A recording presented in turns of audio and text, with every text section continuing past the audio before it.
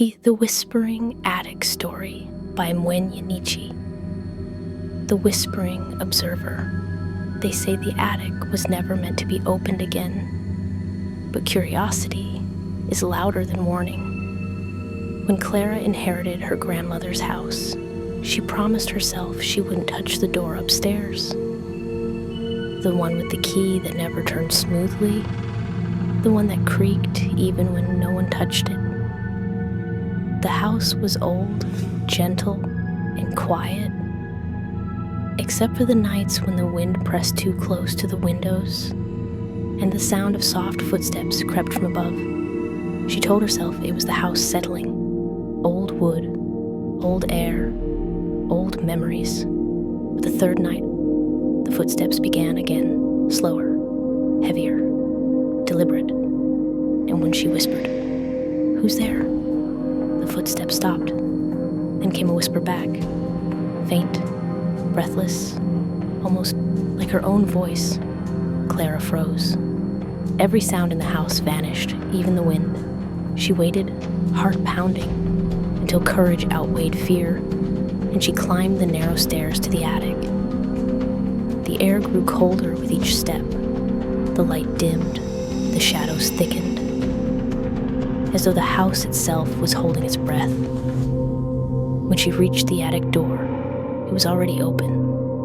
Inside, the room was the same as she remembered it from childhood, covered in dust and memory.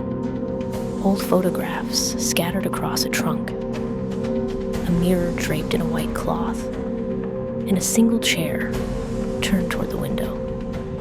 But there was something new. On the mirror's cloth, someone had drawn a finger through the dust, spelling a word. Listen. Clara's breath caught. The whisper came again, this time from the mirror. Not words, just a sound, like someone standing behind her, breathing her name. She turned. No one. But in the glass, she saw movement. Her reflection wasn't standing still. It was smiling. Then, the reflection lifted its hand and pointed, slowly, toward the old trunk in the corner. Clara hesitated, then stepped closer.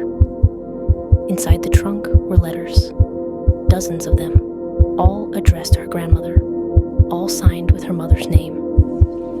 But her mother was still alive. The last letter wasn't signed. It only said, "If you're reading this, don't listen to her voice. She sounds like you now." Clara looked back at the mirror. Her reflection was still smiling, but this time it moved its lips and whispered, "Too late." The light flickered, then died, and the last sound that filled the house was laughter, her laughter, echoing from the attic. They say the house was never meant to be opened again, and now it never closes. This story was told by Nietzsche, the Whispering Observer.